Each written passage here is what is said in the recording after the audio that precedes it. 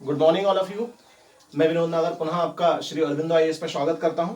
जैसे कि last 2 lecture आपने पॉलिटी के देखे हैं मैंने, उन लास्ट 2 लेक्चर में जो चीजें मैंने समझाई हैं उन्हीं को आज आगे बढ़ाते हैं। उन्हीं की जो आगे के कंसेप्ट है वो हम समझने का आज प्रयास करते हैं। देखिए, पिछले जो 2 लेक्चर में मैंने आपको पढ़ाया है वो है introduction of political system. Introduction of political system का ऑलमोस्ट ये 3rd लेक्चर है और यही लास्ट लेक्चर के आसपास रहेगा, क्योंकि इतने में इंट्रोडक्शन ऑफ पॉलिटी हो जाएगा। उसके बाद फिर जो आपका सिलेबस में पहला टॉपिक दिया हुआ है उसके हिसाब से हम चीजों को समझने का प्रयास करेंगे और फिर जब आप देखेंगे ये जो सारी चीजें मैं समझा रहा हूं इन सब चीजों का रेफरेंस वहां पर लगेगा। कल मैंने जहां पर छोड़ा था उसको वहां से मैं आगे बढ़ाता हूं। मैंने आपको डिफरेंट टाइप्स के पॉलिटिकल सिस्टम वर्ल्ड में समझाए थे, ठीक, लेकिन मैंने आपको एक इंपॉर्टेंट चीज बताई थी कि इतने सारे सिस्टम्स होने के बाद भी भारत का सिस्टम कहीं ना कहीं डेमोक्रेसी और कॉन्स्टिट्यूशनलिज्म की तरफ झुका हुआ है। मतलब ये कहते हैं कि इंडिया में क्या है, डेमोक्रेसी है। मैं ये नहीं कह रहा हूं कि कंप्लीट डेमोक्रेसी है, मतलब लोकतंत्र है। मैं ये बिल्कुल नहीं कह रहा हूं कि पूर्णतः लोकतंत्र भारत में है, क्योंकि जब आप डेमोक्रेटिक इंडेक्स उठाएंगे, ठीक, जो दुनिया में डेमोक्रेटिक इंडेक्स निकलता है, जो लोकतांत्रिक सूचकांक निकलता है, उसमें अगर आप इंडिया की रैंक पिछले ईयर्स के हिसाब से देखने जाएंगे तो 41 के आसपास आपको दिखाई देगी। मतलब इसका तात्पर्य है कि भारत में पूर्णतः लोकतंत्र नहीं है, कहीं ना कहीं उस लोकतंत्र में अन्य तत्व भी मौजूद हैं। जब आप आंसर राइटिंग करें तो आप ये रेफरेंस दे सकते हैं।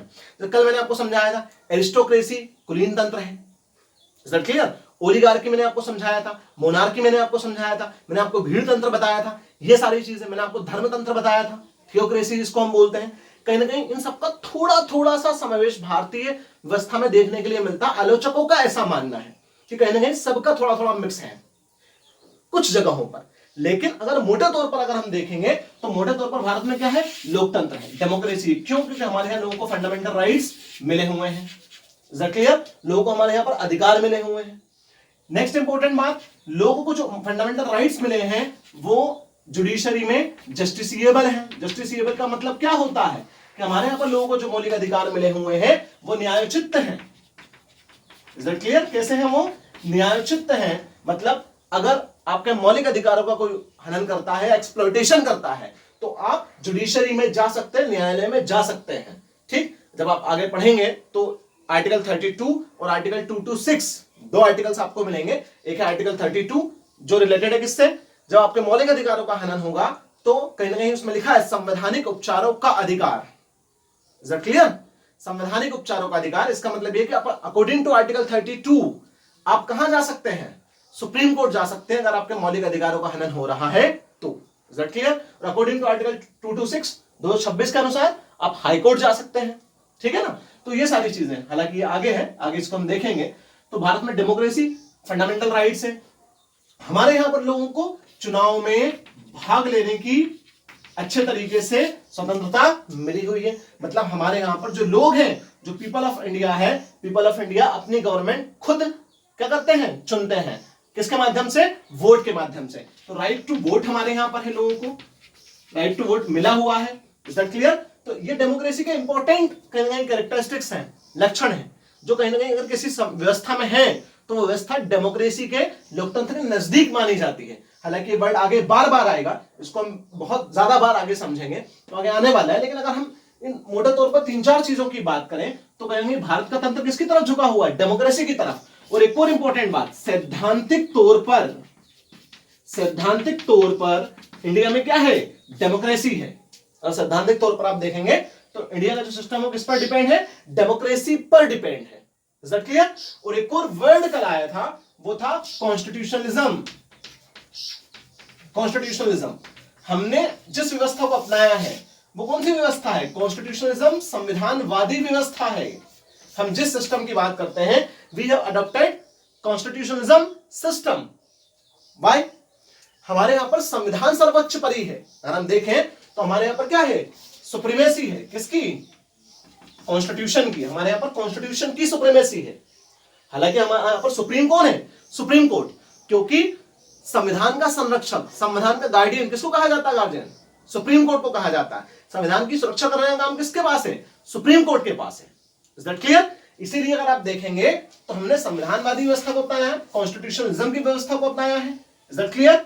और सुप्रीम हमारे यहां पर कौन है, कॉन्स्टिट्यूशन ही। मतलब हमारे सारे काम किसके अनुसार चलते हैं, मतलब जो पूरी व्यवस्था किसके अनुसार चलती है, संविधान के अनुसार चलती है। हम ये नहीं कहेंगे कि हमारे यहाँ पर अगर पर्टिकुलर कोई धर्म ज्यादा हावी है, बहुल मतलब किसी धर्म को मानने वाली बहुल जो लोग हमारे यहाँ पर रहते हैं, ज्यादा लोग अगर हमारे यहाँ पर रहते हैं तो उस धर्म का प्रभाव हमारे संविधान पर हो गया, ऐसा बिल्कुल भी नहीं है। India is a secular nation, और सेक्युलर नेशन, और वो सेक्युलर नेशन किसके अनुसार चलता है, संविधान के अनुसार चलता है।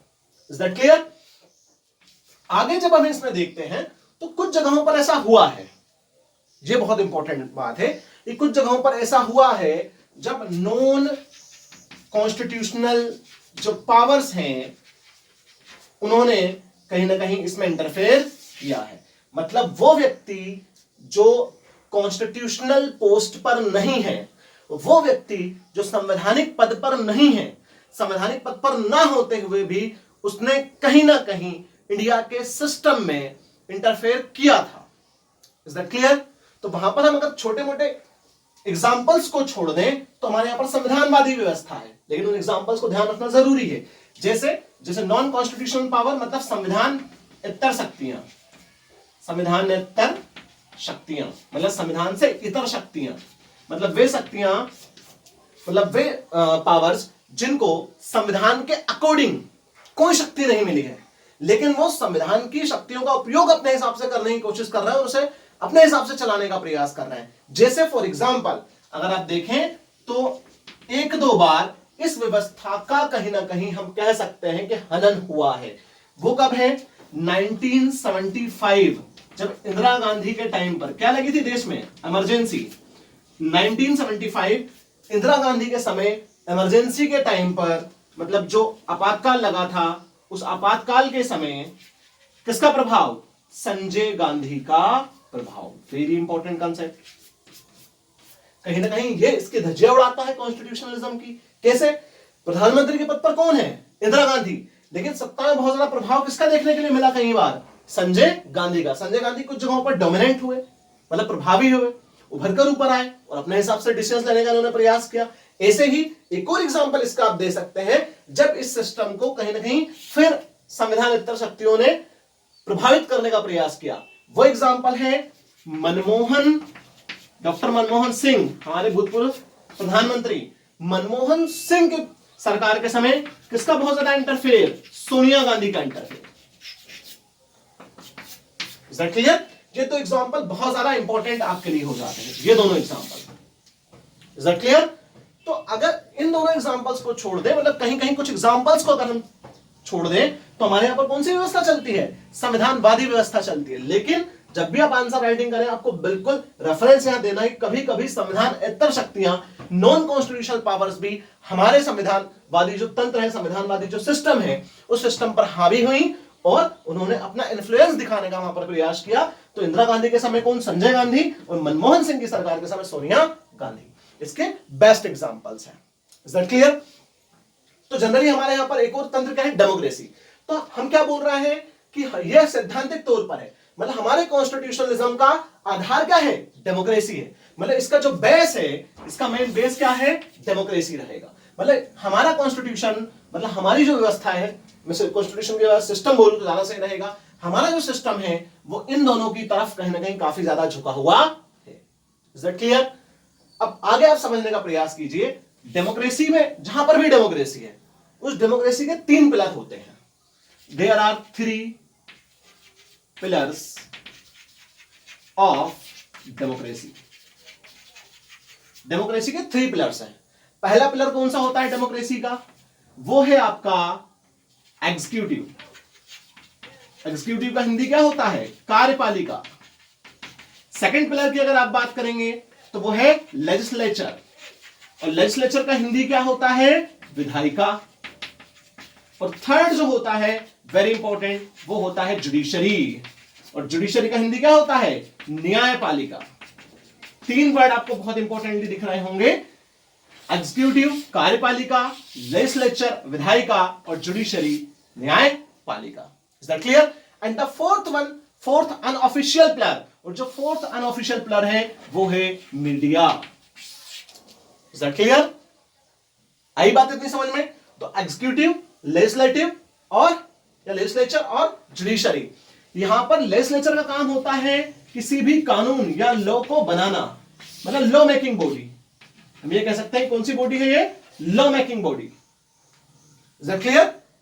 कौन सी बॉडी है ये, लॉ मेकिंग बॉडी है। मतलब जो लेजिस्लेचर है वो लॉ मेकिंग बॉडी है, लॉ बनाने का काम करवाती है। मतलब लॉ किस नियम के अनुसार बनेंगे, किस प्रोसीजर के हिसाब से बनेंगे, वो सारी चीजें किसके पास है, लेजिस्लेचर, विधायिका के पास है। मैं क्यों ये समझा रहा हूं, आगे अभी आपको आने वाला है। उसका एग्जीक्यूटिव, कार्यपालिका, लेजिस्लेचर, विधायिका जो कानून बनाती है उनको एग्जीक्यूट करने का काम, मतलब उनको क्रियान्वित करने का काम कौन करता है, कार्यपालिका करता है। लेजिस्लेचर के अंदर हम रख सकते हैं लोकसभा और राज्यसभा को, एग्जीक्यूटिव के अंदर हम रख सकते हैं किसको, प्रेसिडेंट, ओके, प्राइम मिनिस्टर, और जो पूरा मंत्री परिषद होता है उसको हम किसके अंदर रख सकते हैं, एग्जीक्यूटिव के अंदर रख सकते हैं, काउंसिल ऑफ मिनिस्टर्स को। और लास्ट है जुडिशरी, ये कानून बनाती है, ये लॉ मेकिंग बॉडी है, ये उस कानून, उस लॉ को एग्जीक्यूट करती है। तो ये एग्जीक्यूटिव बॉडी है।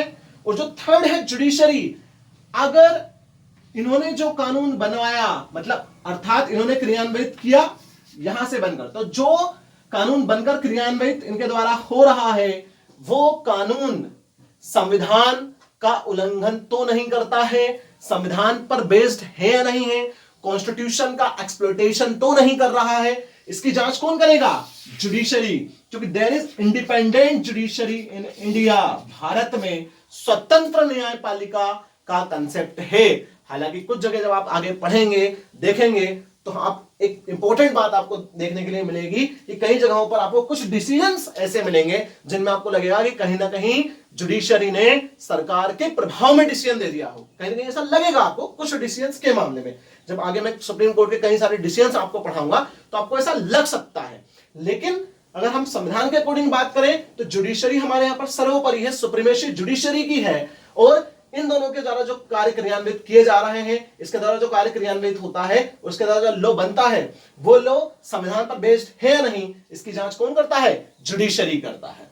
Is that clear? तो हम ये कह सकते हैं कि these are three pillars very important for democracy. Democracy इन तीन पिलर्स पर बेस्ड है, एग्जीक्यूटिव, लेजिस्लेचर एंड जुडिशरी। अब सबसे इंपॉर्टेंट बात यह है कि ये तीनों पिलर जो हैं डेमोक्रेसी के, और जो तीनों व्यवस्थाएं हैं, ये हर कंट्री के हिसाब से अलग अलग तरीके से बटी हुई हैं। जैसे जब आप आगे उसमें पढ़ने वाले हैं तो मैंने आपको जो पुराना पूरा पढ़ाया है उसको मैं 2 मिनट में आपको बता दूं। मैंने आपको पहले पढ़ाया है कि political system based on centre state relations, ठीक। मैंने केंद्र राज्य संबंध के आधार पर आपको पॉलिटिकल सिस्टम पढ़ाए 3 प्रकार के, फेडरल, यूनियन एंड यूनिटरी, परिसंघात्मक, संघात्मक एंड व्हाट, एकात्मक, ठीक। मैंने आपको कल बताया कि डिफरेंट टाइप्स के सिस्टम वर्ल्ड में कौन कौन से हुए, डेमोक्रेसी, एरिस्टोक्रेसी, थियोक्रेसी, ओके। ये सारी चीजें मैंने कल आपको बताई। अब इन सबके बाद, इन सबको समझने के बाद, क्लियर, ध्यान रखिएगा, इसको ही पूरा समझने के बाद, इन सबको समझने के बाद आपको लास्ट में एक इंपॉर्टेंट टॉपिक और पढ़ना है, जो कि पॉलिटिकल सिस्टम के 2 और टाइप होते हैं जो आज से करंट से कोरिलेट होंगे। और आपको जैसे मैं बोर्ड पर लिखूंगा आपको तुरंत समझ में आएगा, अच्छा ये यहां है और ये यहां है। आप तुरंत समझ जाएंगे कि ये कौन सी कंट्री में है और ये कौन सी कंट्री में नहीं है। वो चीज आपको कहीं ना कहीं देखनी है। तो देखिए, जब आगे हम इसमें बात करेंगे तो आगे आप थोड़ा समझने का प्रयास कीजिए इसको। अगर इसकी हम पर्टिकुलर बात करें तो देखेंगे इसमें हम आगे। देखिए, अब इसके बाद है very important topic, political system, different types of political system based on, किस पर आधारित। मैंने आपको यहां पर 2 चीजें बताई, एग्जीक्यूटिव, लेजिस्लेचर, हालांकि 3 बताई, जुडिशरी बताया, लेकिन मैं अब आपसे बोल रहा हूं कि political system, types of political system based on legislature and executive relations. Very important line, ध्यान से फिर से सुन लीजिएगा, political system based on types of political system based on legislature and executive relation, ठीक है। ये हमारा टॉपिक है, types of political system based on legislature and executive relation. Political system की जगह गवर्नेंस सिस्टम भी वो आपको दे सकता है। हालांकि गवर्नेंस सिस्टम ज्यादा इसके नजदीक का वर्ड रहेगा, ये मैं आपको बता दूं। शासन प्रणाली, गवर्नेंस सिस्टम। तो टाइप्स ऑफ पॉलिटिकल सिस्टम या फिर governance system based on legislature and executive relation, मतलब कि शासन प्रणाली के प्रकार किस पे आधारित? लेजिस्लेचर और एग्जीक्यूटिव रिलेशन, मतलब कि विधायिका और कार्यपालिका, विधायिका और कार्यपालिका के संबंधों के आधार पर शासन प्रणाली के प्रकार। क्लियर? ये लास्ट है आपका, जो आपका मैं इंट्रोडक्शन ऑफ पॉलिटिकल सिस्टम पढ़ा रहा हूं उसका ये लास्ट है, विधायिका और कार्यपालिका के संबंधों के आधार पर शासन प्रणाली के प्रकार। तो देखिए, विधायिका और कार्यपालिका के संबंधों के आधार पर शासन प्रणाली के प्रकार दो प्रकार के होते हैं। कौन कौन से? जैसे ही मैं बोर्ड पर लिखूंगा मेरे ख्याल से आपको बहुत सारी चीजें अपने आप समझ में आ जाएंगी। अच्छा, ये सिस्टम है। एक होता है संसदीय शासन प्रणाली। एक कौन सा है? संसदीय शासन प्रणाली। Is that clear? आपको समझ में आ गया होगा। Parliamentary system, parliamentary system. और पार्लियामेंट्री सिस्टम का एग्जाम्पल अगर हम लिखना चाहें तो क्या लिखेंगे? Britain, India. Is that clear?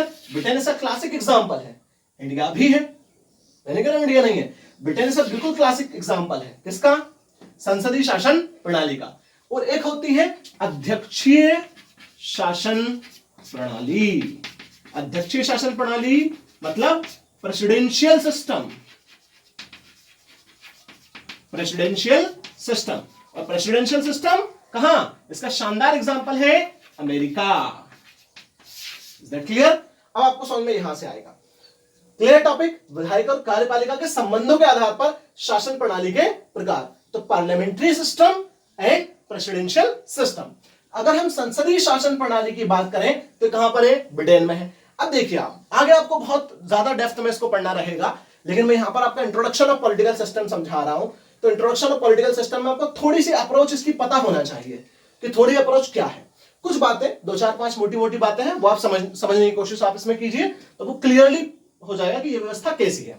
सबसे पहले इंपॉर्टेंट बात, संसदीय शासन प्रणाली, इसका बैकग्राउंड आपको थोड़ा सा पता हो। मैं ब्रीफ में समझा रहा हूं बैकग्राउंड, लेकिन जब मैं आपको पार्लियामेंट्री सिस्टम इन इंडिया समझाऊंगा, जब आपका टॉपिक आएगा आगे, जब मैं आपको विधायिका पढ़ाऊंगा, जब मैं आपको इंडिया के कॉन्स्टिट्यूशन में लेजिस्लेचर पढ़ाऊंगा, तो वहां पर करीबन 3 से 3.5 घंटे इस पूरी व्यवस्था को समझाने में मुझे लगेंगे। लेकिन अभी मैं आपको ब्रीफ में थोड़ा सा समझा रहा हूं कि इसका उदय कहां से हुआ है, इसका एग्जिस्टेंस कहां से हुआ है। अगर आप इस व्यवस्था के एग्जिस्टेंस की बात करेंगे, इसके उदय की बात करेंगे, तो इसका उदय ही ब्रिटेन से माना जाता है। कहां से माना जाता है? ब्रिटेन। ब्रिटेन में अगर आप देखेंगे, इसका थोड़ा सा हिस्टोरिकल बैकग्राउंड अगर मैं आपको समझाने का प्रयास करूं, तो आप जब वर्ल्ड हिस्ट्री में पढ़ेंगे 1215, देखिए कल मैंने आपको पढ़ाया था मोनार्की, राजतंत्र। तो पहले दुनिया में क्या चलता था? राजतंत्र चलता था, मोनार्की चलता था। राजा कैसा होता था? वंशानुगत होता था।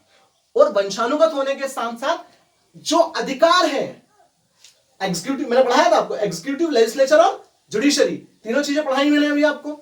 ये पहले जो सिस्टम है, कहीं ना कहीं ऐसा सिस्टम था, लेकिन जो अधिकार है वो अधिकार अधिकांशतः किसके पास थे? राजा के पास थे। कानून भी वो बनाएगा, पालन भी वो करवाएगा, और जुडिशरी से रिलेटेड जो निर्णय है वो भी राजा ही करेगा। उसे बोलते हैं राजतंत्र, मोनार्की। Is that clear? तो मोनार्की का जो सिस्टम चल रहा था वो ब्रिटेन में भी था, लेकिन क्या हुआ, ब्रिटेन में जब जैसे जैसे लोगों को, जैसे जैसे लोग डेवलप हुए, वहां जैसे जैसे लोगों को नई नई चीजों की जानकारी मिली, क्योंकि जब आप पढ़ेंगे वर्ल्ड हिस्ट्री में रेनेसां, तो आप देखेंगे पुनर्जागरण, तो आप देखेंगे कि पुनर्जागरण का प्रारंभ कहां से हुआ है? यूरोपियन कंट्रीज से। उसी पुनर्जागरण की वजह से यूरोपियन कंट्रीज ने technical development, engineering development, medical field का डेवलपमेंट, ये सारे डेवलपमेंट किए। और जब ये सारे डेवलपमेंट किए तो इंडस्ट्रियल रिवॉल्यूशन आया। थोड़ा सा समझाने का प्रयास कर रहा हूं आपको। रेनेसां, पुनर्जागरण, पुनर्जागरण से इंडस्ट्रियल रिवॉल्यूशन, और इंडस्ट्रियल रिवॉल्यूशन के बाद उन्होंने वर्ल्ड में कॉलोनाइजेशन स्टार्ट किया, इंपीरियलिज्म स्टार्ट किया। कॉलोनाइजेशन और इंपीरियलिज्म, कॉलोनाइजेशन का मतलब क्या होता है? उपनिवेशवाद, क्योंकि इंडिया किसका उपनिवेश रहा था पहले? ब्रिटेन का। Is that clear? और सेकंड इंपीरियलिज्म मतलब साम्राज्य के विस्तार की नीति। ये दोनों ही नीतियां किसका परिणाम थी? इंडस्ट्रियल रिवॉल्यूशन का परिणाम थी। Is that clear? तो पुनर्जागरण की वजह से लोगों को नए ज्ञान की प्राप्ति हुई। जब लोगों को नए ज्ञान की प्राप्ति हुई तो उन्होंने उस ज्ञान का उपयोग किया। लेकिन हम संसदीय शासन प्रणाली की व्यवस्था की बात कर रहे हैं, तो इसमें भी आप इस टॉपिक को कोरिलेट करने का प्रयास करें कि जैसे ही ब्रिटेन के लोगों को अपने अधिकारों का ज्ञान हुआ, उन्होंने 1215 में अपने जो सामान्य अधिकार थे उन सामान्य अधिकारों की बात रखी। मतलब जो जनरल राइट्स थे उन जनरल राइट्स की बात वहां पर हुई, या मैं कह सकता हूं बेसिक राइट्स। जनरल राइट्स की जगह बेसिक राइट्स वर्ड यूज करना ज्यादा सही रहेगा। और इस बेसिक राइट्स की मांग की वजह से वहां के राजा ने लोगों को क्या दिया? अधिकार देने का प्रयास किया। किसके माध्यम से? संसदीय शासन प्रणाली। क्यों? क्योंकि जब लोगों को उनके अधिकारों की थोड़ी बहुत जानकारी हुई तो संसदीय शासन प्रणाली कैसे उभरी होगी? अधिकार राजा के पास, और राजा से अधिकार कहां जा रहे हैं? संसद के पास। मतलब वहां पर संसद थी लेकिन उसके पास अधिकार ज्यादा नहीं थे। Is that clear? मतलब राजा का जो भी राजा के विभाग वहां रहते थे उनको इतना ज्यादा अधिकार थे, लेकिन बहुत ज्यादा अधिकार नहीं मिले हुए थे, क्योंकि अधिकांश अधिकार किसके पास थे? राजा के पास थे। तो संसदीय शासन प्रणाली ने अधिकारों की मांग की राजा से, और 1215 में कंसेप्ट आया जिसे हम बोलते हैं Magna carta. Is that clear? क्या बोलते हैं इसे हम? Magna carta. जब आगे मैं आपको हिस्टोरिकल डेवलपमेंट पढ़ाऊंगा कॉन्स्टिट्यूशन का, तो वहां पर सारी चीजें फिर से रिपीट होंगी। तो मैग्ना कार्टा, और उसी समय जैसे जैसे चीजें आगे बढ़ती गई वैसे वैसे संसदीय शासन प्रणाली, मतलब संसद के पास ताकत बढ़ती चली गई। जैसे जैसे चीजें आगे बढ़ी संसद के पास ताकत बढ़ी, और उसी का परिणाम था, आपने सुना होगा, उसी का एक बहुत इंपॉर्टेंट परिणाम निकल कर आया था। वो क्या था? वो था इंग्लैंड रिवॉल्यूशन। जब पढ़ेंगे तो इंग्लैंड रिवॉल्यूशन, इंग्लैंड की क्रांति। और इंग्लैंड की क्रांति कब हुई है? 1688, जिसे हम ग्लोरियस रिवॉल्यूशन कहते हैं। कौन सा रिवॉल्यूशन कहते हैं? ग्लोरियस रिवॉल्यूशन, रक्तहीन क्रांति। क्योंकि इस क्रांति में रक्त की एक बूंद भी नहीं बही थी, और जो शक्तियां हैं वो मोनार्की से पार्लियामेंट्री सिस्टम की तरफ बहुत ज्यादा बढ़ गई थी। Is that clear? 1688, अब जब वर्ल्ड हिस्ट्री पढ़ेंगे तो वहां पर आएगा इंग्लैंड रिवॉल्यूशन, रक्तहीन क्रांति। इस तरीके से ब्रिटेन में सबसे पहले संसदीय शासन प्रणाली का विकास हुआ। और आपको एक इंपॉर्टेंट चीज याद रखना जब आप हिस्ट्री पढ़ेंगे तब, कि सबसे पहले ब्रिटेन में ही संसदीय शासन प्रणाली का आविष्कार हुआ, सबसे पहले ब्रिटेन में ही संसदीय शासन प्रणाली ने जन्म लिया, और सबसे पहले ब्रिटेन में ही यह व्यवस्था अच्छे तरीके से लागू हुई। उसके बावजूद भी ब्रिटेन ने इंडस्ट्रियल रिवॉल्यूशन के बाद दुनिया में उपनिवेशवाद और साम्राज्यवाद की नीति पर काम किया। मतलब कॉलोनाइजेशन और इंपीरियलिज्म पर काम किया।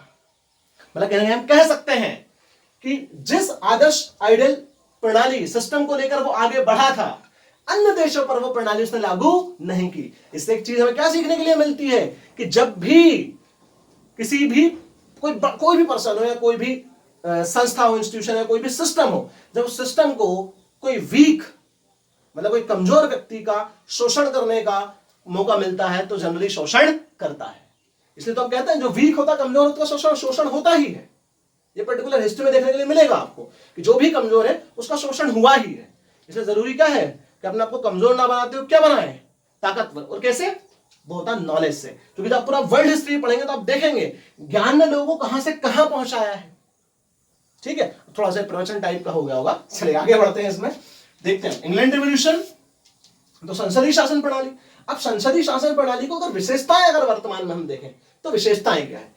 तीन चीजें इसमें आपको देखनी है। संसदीय शासन प्रणाली की विशेषताएं, कैरेक्टरिस्टिक्स, ठीक है, उसके लाभ क्या है, एडवांटेजेस क्या है, और उसकी हानियां क्या है, और डिमेरिट्स, डिसएडवांटेजेस क्या है। ये तीन चीजें आपको यहां पर देखनी रहती है। ठीक, तो संसदीय शासन प्रणाली की विशेषताओं की अगर आप बात करें तो संसदीय शासन प्रणाली की विशेषताएं क्या होंगी, अगर उसको देखने का प्रयास करें तो क्या संसदीय शासन प्रणाली की विशेषताएं हो सकती हैं। तो देखिए, संसदीय शासन प्रणाली की विशेषताओं की अगर बात होगी तो संसदीय शासन प्रणाली की विशेषताओं में आप अगर देखेंगे तो कहीं ना कहीं पहली इंपॉर्टेंट विशेषता जो होती है वो ये होती है कि विधायिका, मतलब लेजिस्लेचर, एंड कार्यपालिका, मतलब कि एग्जीक्यूटिव, इन दोनों का आपस में रिलेशन बहुत ज्यादा स्ट्रॉन्ग होता है। उसका रीजन क्या है? उसका रीजन यह है कि जब हम विधायिका जो होती है जब हम चुनाव में पार्टिसिपेट करते हैं और जब हमारे प्रतिनिधि चुनाव लड़कर विधायिका में पहुंचते हैं तो विधायिका के कानूनों के अनुसार वो कार्यपालिका में लोगों को चुनते हैं। मतलब जो लोग हमारे यहां से चुनकर जा रहे हैं वही कार्यपालिका में बैठते हैं, जैसे लोकसभा के लोग, राज्यसभा के लोग। Is that clear? आई बात समझ में? जब आगे बहुत ज्यादा डिटेल आप पढ़ेंगे समझेंगे इसको। तो दोनों में कैसा रिलेशन है? एक स्ट्रॉन्ग रिलेशन है इन दोनों में। मतलब दोनों एक दूसरे के कार्यों के प्रति उत्तरदायी होती हैं। और मेनली सबसे इंपॉर्टेंट जो बात होती है वो ये होती है कि कार्यपालिका विधायिका के प्रति उत्तरदायी होती है अपने कार्यों के लिए। मतलब जब दोनों एक दूसरे से स्ट्रॉन्ग रिलेशन है, कार्यपालिका विधायिका के प्रति उत्तरदायी है, तो क्या बढ़ती है? अकाउंटेबिलिटी आती है। अकाउंटेबिलिटी मतलब जवाबदेहिता बढ़ती है। क्लियर? क्या बढ़ती है? जवाबदेहिता बढ़ती है। मतलब ये इसका लाभ हो गया, क्योंकि ये दोनों एक दूसरे से पृथक नहीं है। और जब पृथक नहीं है, अलग नहीं है, स्ट्रॉन्ग रिलेशन है। कार्यपालिका एग्जीक्यूटिव इज द रिस्पॉन्सिबल, ठीक है, टुवर्ड्स लेजिस्लेचर। कार्यपालिका किसके प्रति उत्तरदायी है? विधायिका के प्रति। तो उस कंडीशन में कार्यपालिका अगर विधायिका के प्रति उत्तरदायी है तो उसका लाभ क्या है? अकाउंटेबिलिटी आती है, जवाबदेहिता आती है। Is that clear? Next important बात, इसी में अगर हम देखें विशेषताओं में, तो यहां पर स्ट्रॉन्ग अपोजिशन होता है, मजबूत विपक्ष। उस मजबूत विपक्ष से क्या जो डेमोक्रेसी का कंसेप्ट है वो बना रहता है। Is that clear? जो डेमोक्रेसी वाला कंसेप्ट है वो वहां पर बना रहता है। तो ये भी इसका एक लाभ है कि वहां पर पर्टिकुलर डेमोक्रेसी का कंसेप्ट चल रहा है, बना हुआ है। Is that clear? Next important बात, संसदीय शासन व्यवस्था में कोई भी व्यक्ति चुनाव लड़कर प्रतिनिधि बनकर जा सकता है, और जाते ही हैं। और कहीं ना कहीं वही सारे व्यक्ति मिलकर किसको बनाते हैं? प्रधानमंत्री को बनाते हैं। जिस दल को मेजोरिटी मिलती है, बहुमत मिलता है, आगे आने वाली ये सारी चीजें मैं बस इंट्रो करवाने की कोशिश अभी आपको कर रहा हूं। तो कई बार आपको लगेगा कि बहुत सारी चीजें जो हैं वो बहुत कंप्लीट तरीके से क्लियर नहीं है, तो कहेंगे आगे जो लेक्चर्स आएंगे उनमें सब में आपको यही सारी चीजें पढ़नी है। बस मैं अभी आपको एक इंट्रो दे रहा हूं, थर्ड लेक्चर है इंट्रो का। आप सोच रहे हैं इंट्रो दे रहे हैं, थर्ड लेक्चर, लेकिन इंपॉर्टेंट है कि आधे घंटे के लेक्चर्स हैं, तो इंट्रो में आपको एटलीस्ट इतना समझना पड़ेगा, तब जाकर सब्जेक्ट की बेसिक्स आपके कवर हो पाएंगे और आप उस सब्जेक्ट से जुड़ पाएंगे अच्छे तरीके से, क्योंकि यहां पर सब्जेक्ट से जुड़ना बहुत जरूरी है, स्पेशली सिविल सर्विसेज के लिए। तो देखिए विशेषताओं में दो विशेषताएं क्लियर हुई, और थर्ड इंपॉर्टेंट विशेषता मैं आपको क्या बता रहा हूं? थर्ड इंपॉर्टेंट विशेषता मैं आपको बता रहा हूं कि हम जिन लोगों को चुनकर भेजते हैं वो लोग कहीं ना कहीं लोकसभा में जाते हैं, वो लोग अपने फिर एक नेता को चुनते हैं। जो मेजोरिटी पार्टी होती है, जिस दल को बहुमत मिलता है, वो अपने एक नेता चुनता है, उसको क्या बनाता है? प्रधानमंत्री बनाता है। Is that clear? मतलब कहीं ना कहीं एक इंपॉर्टेंट चीज यहां पर यह हो जाती है कि जो व्यक्ति प्रधानमंत्री बन रहा है उसको पूरा दल प्रधानमंत्री बना रहा है। Is that clear? तो अकाउंटेबिलिटी के साथ साथ एक इंपॉर्टेंट चीज इसकी विशेषता यह भी होती है कि यहां पर जो राज्याध्यक्ष होता है, राज्याध्यक्ष हमारे यहां पर कौन है? हमारे यहां पर राज्याध्यक्ष जनरली है राष्ट्रपति। ब्रिटेन में हालांकि उसे राज्याध्यक्ष ही कहा जाता है। Is that clear? तो हमारे यहां पर राष्ट्रपति और ब्रिटेन में राज्याध्यक्ष है। इसके पास पावर ना के बराबर होती है, बहुत कम पावर होती है, बहुत कम शक्तियां होती हैं। Is that clear? मेन शक्ति किसके पास होती है? मेन शक्ति होती है मंत्री परिषद के पास, काउंसिल ऑफ मिनिस्टर के पास। Is that clear? तो मेन शक्तियां कहां होंगी? मंत्री परिषद के पास होंगी, इसके पास नहीं होंगी। अर्थात कहीं ना कहीं अगर एक व्यक्ति में बहुत ज्यादा पावर चली गई तो वो आगे जाकर अधिनायकवाद डिक्टेटरशिप में बदल सकता है, अधिनायकवाद कर सकता है। Is that clear? और यहां पर अधिनायकवाद होने के चांसेस होते नहीं होते? होते तो हैं, लेकिन पार्टी के साथ होते हैं। डिक्टेटरशिप आ सकती है अगर किसी एक पार्टी को बहुत ज्यादा मेजोरिटी मिली है, तो हो सकता है कि जो वो डिक्टेटरशिप जैसी व्यवस्था को अपनाने लगे, ये हो सकता है, लेकिन उसके चांस कम होते हैं। इसलिए राज्याध्यक्ष, एक व्यक्ति के पास पूरी पावर नहीं होती है। पावर किसके पास होती है? मंत्री परिषद, मंत्रिमंडल के पास पूरी पावर होती है। मतलब विधायिका में जो लोग बैठते हैं उनके पास पावर होती है, अर्थात अधिनायकवाद से हम बच जाते हैं। तो ये इसकी विशेषता भी है और ये इसका लाभ भी है। Is that clear? आई बात समझ में? तो मेरे ख्याल से इतनी चीजें आपको क्लियर हुई होंगी बहुत अच्छे तरीके से। अगली इंपॉर्टेंट बात, अगर हम लोगों को चुनकर यहां भेज रहे हैं, हमारे चुने हुए प्रतिनिधि यहां पर जा रहे हैं, ठीक, तो यहां पर पॉलिटिकल इक्वालिटी आने के चांस होते हैं। पॉलिटिकल इक्वालिटी मतलब, पॉलिटिकल इक्वालिटी से मतलब यह है कि इसमें ज्यादातर चांस ये होते हैं, राजनीतिक एकता आने के चांस होते हैं, राजनीतिक समानता आने के चांस होते हैं। क्यों? क्योंकि यहां पर चुनाव लड़ने का अधिकार सभी वर्ग को है, और जब सभी को चुनाव लड़ने का अधिकार है तो पर कोई भी चुनाव लड़कर वहां तक पहुंच सकता है। तो हम ये कह सकते हैं कि जो अल्पसंख्यक वर्ग है, जो माइनॉरिटी वर्ग है, अल्पसंख्यक वर्ग, ठीक है, माइनॉरिटी ग्रुप का भी प्रतिनिधित्व सरकार में होता है। Is that clear? जो माइनॉरिटी ग्रुप है उस माइनॉरिटी ग्रुप का भी प्रतिनिधित्व किसमें रहेगा? सरकार में रहेगा। तो ये कहीं ना कहीं कुछ विशेषताएं हैं किसकी? संसदीय शासन प्रणाली की। और संसदीय शासन प्रणाली की एक और महत्वपूर्ण विशेषता होती है कि इसमें दो सदन होते हैं, सदनी व्यवस्था होती है, एक लोकसभा और एक राज्यसभा। हमारे यहां पर है एक निम्न सदन और दूसरा उच्च सदन। क्योंकि ब्रिटेन में क्या है? हाउस ऑफ लॉर्ड और हाउस ऑफ कॉमन्स, लेकिन हमारे यहां पर क्या है? Lok Sabha and Rajya Sabha. Is that clear? तो फिर से विशेषता सुनिए बस वन लाइन में। पहली विशेषता है विधायिका और कार्यपालिका दोनों एक दूसरे से संबंधित होती हैं, और विधायिका कहीं नहीं कार्यपालिका को कंट्रोल करती है, और विधायिका कार्यपालिका कंट्रोल करके इससे बात क्या निकलती है कि कार्यपालिका विधायिका के प्रति अपने कार्यों के लिए उत्तरदायी होती है। एग्जीक्यूटिव जो होती है, एग्जीक्यूटिव जो है वो रिस्पॉन्सिबल होते हैं टुवर्ड्स लेजिस्लेचर। उसका लाभ क्या है? उसकी वजह से अकाउंटेबिलिटी आती है, जवाबदेहिता आती है, वो पारदर्शिता भी जो है बढ़ती है। जवाबदेहिता, अकाउंटेबिलिटी अपने आप में एक टॉपिक है। जब आप पढ़ेंगे, आपका फोर्थ पेपर जो है पीएससी में मेंस में, उसमें आपको अकाउंटेबिलिटी पूरा पढ़ने के लिए मिलेगा। और कहीं ना कहीं सारा का सारा सिलेबस एक दूसरे सब्जेक्ट से कोरिलेटेड है। तो आपके अगर सारे सब्जेक्ट्स का थोड़ा थोड़ा भी आपको नॉलेज रहा, या फिर सारे सब्जेक्ट्स को आप पढ़ते टाइम एक दूसरे से कनेक्ट कर आप पढ़ेंगे, तो आपकी कमांड और आपके राइटिंग स्किल्स बहुत ज्यादा अच्छे तरीके से डेवलप होंगे। तो अकाउंटेबिलिटी, स्ट्रॉन्ग अपोजिशन इसमें मिल जाता है। स्ट्रॉन्ग अपोजिशन होता है तो कहीं ना कहीं डेमोक्रेसी मेंटेन होती है, और अगर स्ट्रॉन्ग अपोजिशन है तो कहीं ना कहीं अपोजिशन जैसे डिक्टेटरशिप करने से रोकता है। वो ऐसे मुद्दे जो ऐसे कानून या ऐसे मुद्दे जो पर्टिकुलर ऐसे डिसीजंस लिए गए हैं कि वो संविधान के ऊपर सही, मतलब संविधान के अनुसार सही नहीं है, उन मुद्दों के लिए जो स्ट्रॉन्ग अपोजिशन है वो आवाज उठा सकती है। अगर किसी विशेष वर्ग के हितों में कार्य किया जा रहा है और अन्य वर्गों का अनदेखा किया जा रहा है, तो भी अपोजिशन वहां पर क्या कर सकता है? आवाज उठा सकता है। तो इसका एक और एडवांटेज है strong opposition. Is that clear? Next है राज्याध्यक्ष, राष्ट्रपति नाम मात्र का होता है, उसके पास पावर बहुत ज्यादा कम होती है, और मेन पावर किसके पास होती है?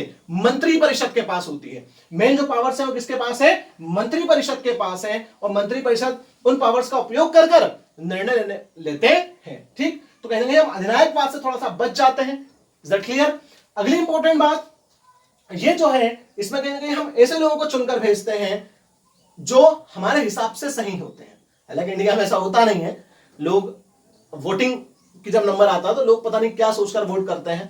ठीक है, क्योंकि हमारे यहां पर सबसे इंपॉर्टेंट चीज क्या है, और इस चीज को सुधारने के लिए सबसे इंपॉर्टेंट जो बात है वो क्या है? शिक्षा, एजुकेशन, वेरी इंपॉर्टेंट। अगर लोग वेल एजुकेटेड रहे, लोग अच्छे तरीके से नॉलेज रहा, तो कहीं ना कहीं लोग ज्यादा अच्छे तरीके से हर चीज में अपने निर्णय पर ध्यान देंगे। क्योंकि डिसीजन मेकिंग किससे आती है? लोगों के नॉलेज से, उनके ज्ञान से, उनकी स्किल से। वो कहीं ना कहीं हमारे यहाँ लोगों के पास इतनी ज्यादा नहीं है। Is that clear? जैसे हम जब इकोनॉमिक्स पढ़ते हैं तो इकोनॉमिक्स में आप देखेंगे कि भारत के पास सबसे बड़ा युवा वर्ग है, लेकिन उस सबसे बड़े युवा वर्ग के साथ समस्या क्या है कि उसकी स्किल उतनी डेवलप नहीं है। Is that clear? उसकी स्किल्स इतनी अच्छी नहीं है कि वो कहना अच्छा एंटरप्रेन्योर बन सके, अच्छा लीडर बन सके। ये सब कैरेक्टरिस्टिक्स में क्यों नहीं है? क्योंकि कहना है उसकी स्किल्स, उसकी चीजें इतनी ज्यादा डेवलप नहीं है। कभी कभी करेंगे उस पर हम डिस्कशन। तो अल्पसंख्यक वर्ग का प्रतिनिधित्व यहां पर बढ़ जाता है, मतलब इसको भी चांस मिलता है सरकार में जाने का। इसके अलावा एक और विशेषता, लोकसभा एंड राज्यसभा, मतलब दो सदन होते हैं, निम्न सदन और उच्च सदन। Is that clear? तो इसकी विशेषताएं और कुछ लाभ मैंने आपको बताए हैं। मेरे ख्याल से इतना क्लियर हुआ होगा। अब साथियों, अगले लेक्चर में हम जिस मुद्दे पर बात करने वाले हैं वो संसदीय शासन प्रणाली की कुछ हानियां, वो हम पढ़ेंगे, और साथ में जो अध्यक्षीय प्रणाली मैंने अभी आपको समझाया था उस टॉपिक को हम उसमें कंप्लीट करेंगे, और डायरेक्ट और इनडायरेक्ट डेमोक्रेसी के बारे में बात करेंगे, प्रत्यक्ष और अप्रत्यक्ष लोकतंत्र के बारे में बात करेंगे, और वहीं पर हम बात करेंगे एक दलीय शासन प्रणाली, द्विदलीय शासन प्रणाली और बहुदलीय शासन प्रणाली। ठीक, इतना पूरा करने के बाद आपका जो इंट्रोडक्शन ऑफ पॉलिटिकल सिस्टम है वो कंप्लीट होगा, और फिर हम हमारे सिलेबस के फर्स्ट टॉपिक पर आएंगे, और फिर आपको बहुत अच्छे तरीके से समझ में आएगा कि क्यों भारत का संविधान ऐसा बना है, क्यों संविधान सभा ने ऐसे निर्णय लिए थे, और ये सारी चीजें आपको क्लियर होंगी तो वो चीजें आपको बहुत अच्छे तरीके से समझ में आएंगी। और इसीलिए अगर आपने पिछले 2 लेक्चर्स नहीं देखे वो भी आप देख लें और उसके बाद इस लेक्चर को देखें तो आपको कहीं ना कहीं चीजें बहुत अच्छे तरीके से क्लियर रहेंगी। Is that clear? चलिए अब मिलते हैं अगले लेक्चर में, तब तक के लिए नमस्कार, टाटा, बाय बाय। पढ़ते रहें आप लोग, ठीक है, निरंतर। और अगर कोई प्रॉब्लम आए तो बिल्कुल आप मुझे बता दें कि ये समस्या हम लोगों को आ रही है, ठीक, और नंबर मेंशन है उस पर आप बिल्कुल मुझे मैसेज कर सकते हैं कि यहां ये दिक्कत आ रही है, मैं आपको क्लियर कर दूंगा कि ये चीजें ऐसी हैं तो क्यों है। Is that clear? चलिए मिलते हैं फिर। नमस्कार साथियों, थैंक यू सो मच।